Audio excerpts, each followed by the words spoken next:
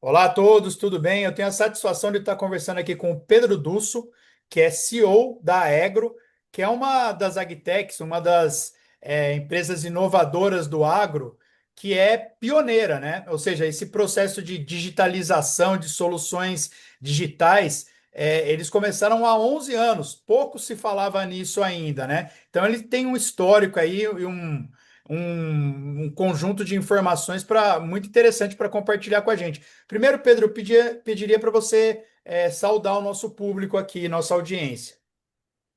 Sem dúvida nenhuma, é um prazer muito grande, Daniel, estar aqui falando com o pessoal do AgroFi News que eu gosto tanto. Legal, obrigado. Consumo tanto, né? Legal, obrigado, Pedro. Então, eu vou mandar a primeira pergunta. Eu queria que você traçasse aí os principais marcos nesses 10 anos de história, se possível, fazendo um paralelo com os momentos, né, da digitalização do agro no Brasil e no mundo. Perfeito. Eu acho que a Agro, ela é pioneira do que eu chamo de quarta grande geração, né, de tecnologia no agronegócio como um todo. No nosso escritório em Porto Alegre, a gente tem uma caixa do ADM Rural, ainda feita em DOS, lá em 1983, que já contemplava custo de produção, relatório por hectare, né, e tudo mais que o produtor pode querer sonhar em ter, né, de controle dentro da lavoura dele, né? E à medida que a tecnologia vai mudando, né, os dispositivos vão mudando, o canal de acesso vai mudando, né, a gente foi tendo, né, várias novas gerações de sistemas, e eu penso que a gente conseguiu em 2014 entender que celular já era algo muito presente na vida de todos, né? O smartphone já era muito bem estabelecido, mas a gente ainda não tinha uma presença tão forte de soluções, né, mobile first para o produtor rural. Os sistemas ainda, alguns ainda eram, né, legados, instalados em servidores dentro da fazenda, né, como a gente chama on-premise, né? Nem todo mundo tinha migrado para a nuvem ainda. Eu acho que a Egro não só nascido, né, e criada já, né, mobile e em nuvem, ajudou muito desse pessoal mais antigo a correr um pouquinho atrás, né, e quem se beneficiou foi o produtor, né, inerentemente, mas a gente conseguiu levar bastante solução, né, para cima e com uma usabilidade extraordinária, assim, né. Acho que, de novo, muito do que existia de software de administração rural eram sistemas de indústria que eu brinco foram pintados de verde, levados para a fazenda, mas ainda traziam noções e termos complexos, né, que nem sempre o produtor estava familiarizado com, ou a mão de obra dele, né, que é um dos maiores gargalos do agronegócio até hoje, né, estava familiarizada com, né? Então, desde customização de conta contábil, encarar centro de custo, entender atividade econômica, DRE, etc e tal, a gente simplificou tudo isso em torno do contexto de safra, né? O produtor dele, ele no agro, ele desenha as áreas dele e ele cria safras. Essas safras têm despesas e receitas, têm atividades agrícolas, têm colheitas, né?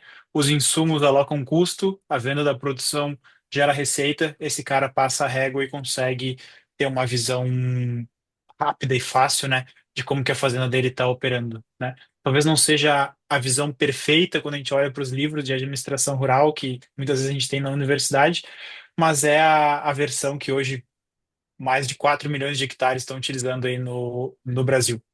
E não é pouca coisa. Ou seja, no começo eu imagino que vocês, por serem pioneiros, como toda tecnologia, vocês podem ter convivido com desconfiança. Será que isso aqui vai se aplicar? Ou dificuldade dos produtores em adotar? Em determinado momento da história de vocês e do mundo, né? Ali durante a pandemia, de 19 para 20, começo de 20, eu imagino que tenha tido um super impulso, ou seja, as pessoas rumando rapidamente para a digitalização. Passou a pandemia, deve ter tido uma consolidação. Como é que foi isso na história da Agro? Passou por essas fases? Como é que a gente aponta de agora para o futuro? A gente trabalha num problema muito básico, assim, muito grave dentro da agricultura digital como um todo, né? Que é o problema de ter unificado as posições de caixa das diversas contas bancárias que o produtor tem, ele tem um desafio de saber efetivamente quanto dinheiro que ele tem, somando tudo e subtraindo tudo, de ter uma visão consolidada de que ele tem de insumo nos estoques, né? E fazendas grandes têm um desafio gigante aqui de não saber muitas vezes a quantidade de produtos, de defensivos, né? O controle das sementes, validade de insumos e tudo mais, para não faltar na hora-chave onde ele precisa aplicar, ou o produto não está vencido, né? Ou poder negociar o melhor preço, né? E o terceiro grande desafio, que é o desafio de controlar a operação. Uhum, Eu, esses são problemas que eles não saem de moda, né? E eu vejo que eles vêm numa crescente constante de consciência dentro do mercado, assim. uhum, Hoje a Agro conta com 2.300 produtores assinantes, e se a gente pensar isso dentro do universo da agricultura brasileira, é muito pouco, né? uhum, A gente tem dezenas de milhares de produtores com operações complexas, com custos grandes, né, que precisam estar rodando hoje em dia sistemas de software para conseguir serem mais competitivos. A planilha já não dá mais conta, os sistemas antigos já não dão mais conta do recado, né? E ainda assim a gente está, né, numa visão de muito longo prazo que a gente tem aqui, né, ajudando a digitalizar a agricultura, mas ao mesmo tempo ajudando os produtores a entender que gestão é algo muito importante. Então, eu acho que a pandemia ela serviu para nós num viés muito positivo. Ela trouxe muita conectividade, né? Hoje, conectividade do dia para a noite, graças a Starlink, a HughesNet, né, e outras soluções, deixou de ser um problema no agro como era há 5 anos atrás. Ela baixou muito a barreira de adoção de sistemas digitais. Hoje o produtor vê que, cara, eu já testei um, dois, três, quatro aplicativos, né? E a gente brinca daquela curva né, que primeiro cresce e depois tem um vale do desânimo ali. Mas acho que não gerou um trauma, assim, gerou um aprendizado, né? O produtor viu que não dá para ter 7, 8 sistemas diferentes dentro da fazenda como a gente tem na Agro, como as empresas no varejo têm, como as fintechs têm, como a grande parte da indústria tem, né? Lugares onde a gente tem uma mão de obra muito grande, né, e mais qualificada para usar sistemas, a gente consegue ter o melhor sistema para cada uma das peças do nosso processo de produção. A história no agronegócio é muito diferente, assim, né? São, né, uma fazenda de 1, 2, 3, 5 mil hectares. É um negócio familiar com 7, 8, 10 pessoas, quando muito. Então, né, ser uma coisa tudo em um é muito importante. uhum, Então, eu acho que a digitalização pós-pandemia, ela trouxe muito aprendizado para o produtor, muita coisa se consolidou, muita coisa se viu que não era importante, mas eu acho que os grandes problemas fundamentais da agricultura, a agricultura de precisão, para não ficar falando só de agro, né? Acho que também é um problema muito fundamental. A gente viu, né, que as empresas como o Sensix, como Inseris, como, enfim, outras se deram super bem, né, também no pós-pandemia, assim. perfeito. Os sistemas hoje de gestão, a gente pode colocar assim, né, digitalizados, no caso da Egro, né, em que nível que já chega em termos de integração de diferentes plataformas e até no auxílio de tomada de decisão, do produtor? Por exemplo, estourou uma guerra Israel e Irã. Todo mundo está falando do impacto disso nos nitrogenados, né? E o Sim. produtor já está planejando a safra 25, 26, ele vai precisar disso. A Agro, os sistemas já utilizando inteligência artificial já conseguem ajudar nesse aspecto também de previsibilidade de momento de compra, momento de venda. Como é que está o nível tecnológico das plataformas? O que a Agro faz muito bem feito é entregar para o produtor, na hora certa, a certeza dos custos de produção dele e do orçamento da safra dele.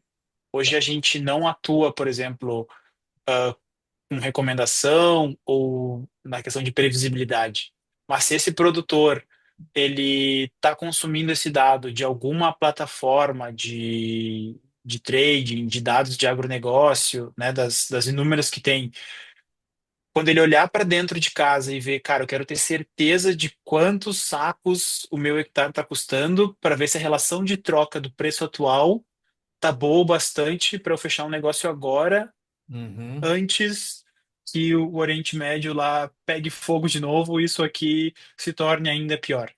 Porque nada pode ser pior do que o produtor, não sei, talvez fechar um negócio na pressa, sem informação de qualidade e, e trocar os pés pelas mãos, assim. Então, acho que a gente consegue de uma maneira muito rápida, seja pelo dispositivo móvel, seja pelo computador, pelos relatórios. A gente está lançando agora, dia 26, a gente lança um plano novo do Agro, que tem um novo universo de BI, assim, relatórios muito mais detalhados, para realmente ajudar o produtor nisso, assim, cara, isso aqui é isso aqui, esse aqui é o meu custo, isso aqui é o que é a relação de troca, essa aqui é a minha visão de caixa 60, 90, 360 dias. Ok, então eu posso fechar esse negócio, tá tudo certo. Excelente, muito legal. E os produtores, você falou que já com 2.300 clientes, 4 milhões de hectares, né? Os produtores Exato. devem dar um feedback para vocês. Vocês devem ter alguns cases aí para contar. O que exemplos você tem de melhora aí no desempenho do produtor a partir desse controle mais eficiente aí que ele pode fazer?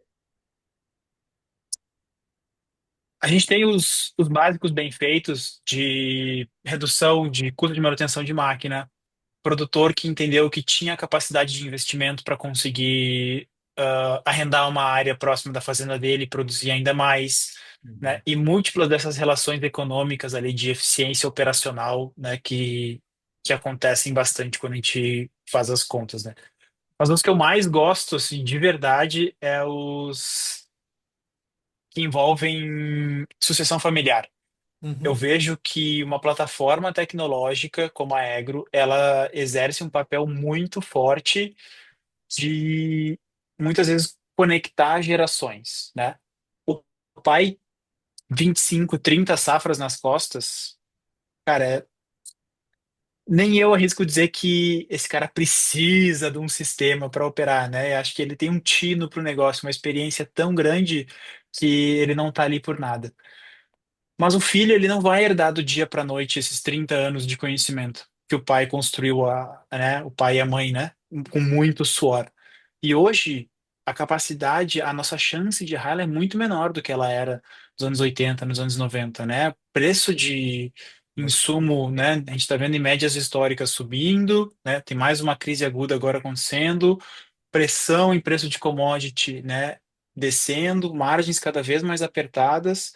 Então, essa nova geração, ela vai precisar desse controle muito mais no detalhe. Uhum. E trazer isso para dentro da fazenda e fazer com que esse um mais um soma em 4, 5, 6 é algo que para mim é muito impressionante. Assim, a gente tem alguns casos ali dentro dos nossos vídeos da Agro que contam esse tipo de sucessão. Eu acho muito legal. O papel das mulheres também, né? Sempre foram super importantes dentro da fazenda, mas muitas vezes na lida bruta, que é tocar uma operação agrícola de máquina e peão e plantadeira e colheitadeira e etc., né? Elas tinham um papel mais secundário. Hoje elas estão sentando assim com muita força na cadeira de CFO dessas fazendas Uhum. e elas são a força motriz de adoção de um sistema de gestão como a Agro, assim. Tudo gira em torno daquilo ali, elas alimentam o sistema, elas geram os relatórios, né? E o produtor liga, discute e questiona, né? E pede orientação quando precisa tomar uma decisão financeira, sabe? E de novo, assim, é um time unido assim de operação na rua, né? Controladoria interna e que fica muito mais sólido, assim. Então, eu gosto muito quando a tecnologia não é só essa calculadora de eficiência que super Uhum. funciona, dá para contar um monte de casos, mas vai além e agrega essa parte social. Da transformação social, ou seja, muito legal esse de como a tecnologia ajuda a ter uma transição familiar, uma sucessão familiar de forma segura, né? De forma mais segura. Sim. É muito legal e empodera as mulheres gestoras. Muito interessante. E isso já amplamente demonstrado, como é que está o universo de venture capital para as agtechs e no caso das agtechs de gestão, né? É, tá vivendo um melhor momento, porque teve o boom e depois teve um vale, né? O vale da O depressão. Belo Vale. Sim. E como é que está isso agora? Tá melhorando? Porque algumas teses como essa já se consolidaram, né? Sim. É, assim, no 22 mais, 22, 23, 24, a gente tomou a decisão de construir uma visão de mais longo prazo, Hum. né?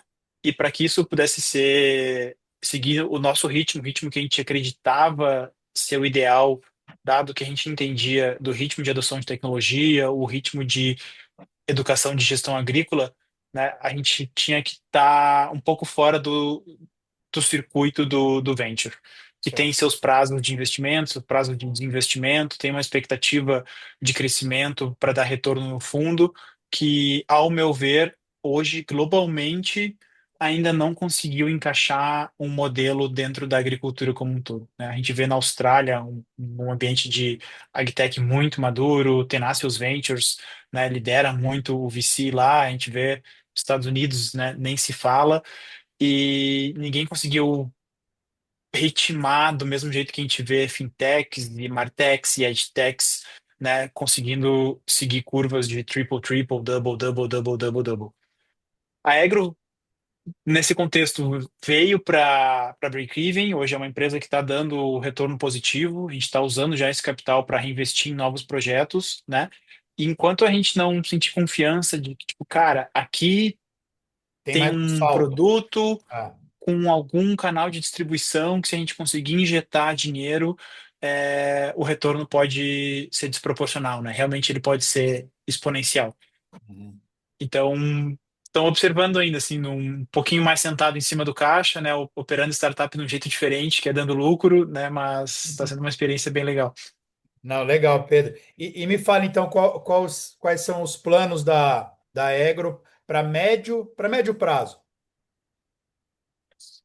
A gente luta muito com os produtores que querem adotar uma ferramenta de gestão e não têm o conhecimento ou não têm o braço na fazenda para conseguir fazer isso funcionar. A gente acredita que aqui é um dos aspectos onde a inteligência artificial realmente pode cobrir um hiato muito grande, assim. O hiato da usabilidade, aquele gerente de lavoura também já com seus 55, 60 anos, super experiente, né? Mas que já não tem aquela mesma prática de usar um celular, abrir um aplicativo, etc. Daqui a pouco ele pode estar fazendo a interface dele com a Egro 100% via comando de voz, né? Como a gente vê em inúmeros cenários, assim. Uhum. Alimentar o sistema é uma das coisas mais fundamentais para a gente conseguir gerar esse dado de qualidade que eu estava te falando antes, né, Daniel? Para o cara poder tomar decisão, né, o dado tem que estar ali. E esse é um gargalo que a gente tem trabalhado hoje incansavelmente, né? Seja com inovação em produto ainda, né, alguma coisa digital de tentar facilitar essa entrada de dado, mas também com um braço de ajuda ao produtor, assim. Então, a gente está com uma pequena célula de serviços, experimentando já agora em 2025, alguns no campo, alguns online. A gente está atendendo hoje cerca de 80 produtores, né? A gente vai, né, desde simplesmente participar do grupo de WhatsApp da fazenda ali, e o pessoal que manda foto ou manda áudio, a gente digita isso para ele, alimenta o sistema para ele, até alguns que estão indo na fazenda e ajudando o pessoal presencialmente a criar um processo de como que a gente faz o registro de abastecimento de máquina, como que a gente faz o processo de recontar estoque, como que a gente faz o processo de gerar romaneio na hora que o caminhão passa na balança e tudo mais, sabe? É um profissional bem multilateral que a gente está entendendo que pode ajudar outros stakeholders-chave da fazenda, um consultor de mercado, um contador, um próprio agrônomo, né? Todos esse universo de profissionais, eles podem beber de uma mesma fonte, que é um agro bem alimentado com informação de qualidade. Então, Uhum. esse consultor agro, a gente está chamando de consultor de gestão rural, ele está ali para tentar ajudar todo mundo, né, em volta do produtor e o próprio produtor, claro, a cada vez ter dado mais organizado e de melhor qualidade para conseguir cumprir com o objetivo dele de produzir mais e melhor. Ou seja, conciliar as duas coisas, né? O digital e o humano. É bem Perfeito. interessante. Você falou que a inteligência artificial pode ser aí o trampolim para um novo salto de inclusão digital, né? Quando que você acha que isso. A gente sabe dos saltos exponenciais da inteligência artificial. Quando que você acha que isso vai chegar nas plataformas de gestão do agro, talvez a Agro? Porque, de fato, né, a facilidade que isso traz para esse público, né, que não tem tanta familiaridade hoje, de interagir, de usufruir, é muito grande, né? Pode ser um grande facilitador. Sim. Eu durmo muito com isso que eu comentei no início da nossa conversa, né? A Ah, Egro fez com que muitas empresas que estavam acomodadas se desacomodassem e corressem para ir participar da corrida na nuvem. É, eu não sei se não tem um outro grupo de jovens empreendedores em algum lugar do Brasil fazendo uma quinta geração de soluções de gestão totalmente no WhatsApp, totalmente orientada à inteligência artificial, que daqui a pouco podem estar nos incomodando aqui e nos botando para correr. entendi. A gente está tentando fazer o nosso esforço aqui de levar essas soluções IA first, né, para o agricultor. Hoje, dentro do nosso aplicativo, ele pode tirar foto, por exemplo, do ticket de balança, do romaneio, e a gente registra usando inteligência artificial, usando o Gemini por trás. É aquela carga de colheita dentro do silo dele, então tem algumas iniciativas. Mas eu acho assim, eu acho que o WhatsApp é o sistema operacional da agricultura brasileira. Ah, É, alguma coisa de Aegro rodando via WhatsApp pode estar um pouco mais aderente, eu acho, para o final desse ano, início do ano que vem. A gente está com alguns pilotos aqui em algumas regiões. Mas, assim, para mim é quase que um convite, assim. Eu acho que isso precisa existir, isso vai existir, assim. À medida que a gente conseguir tornar ainda mais fácil a entrada de dados para deixar com que o produtor pare para interpretar e tomar decisão e não para ficar digitando boleto de todo dia de noite, claro. vai ser melhor para todo mundo. Sem dúvida, sem dúvida. Bom, Pedro, foi uma satisfação conversar com você. Me deu uma aula aí sobre os avanços, sobre as novas coisas que estão acontecendo. É sempre legal falar quem está por dentro, propondo aí as soluções, né? Liderando aí as soluções. Enfim, fica à vontade para acrescentar algo mais se quiser e já adiantando que sempre que tiver novidade, nos avise. Sem dúvidas. Muito obrigado, Daniel. Obrigado pelo espaço. Obrigado a Agrofy, meus colegas de andar lá no Cubo. Se cruzamos bastante lá. E contem comigo aí para os próximos passos dessa agricultura digital brasileira. Obrigado, Pedro. Um abraço. Até mais. Abraço.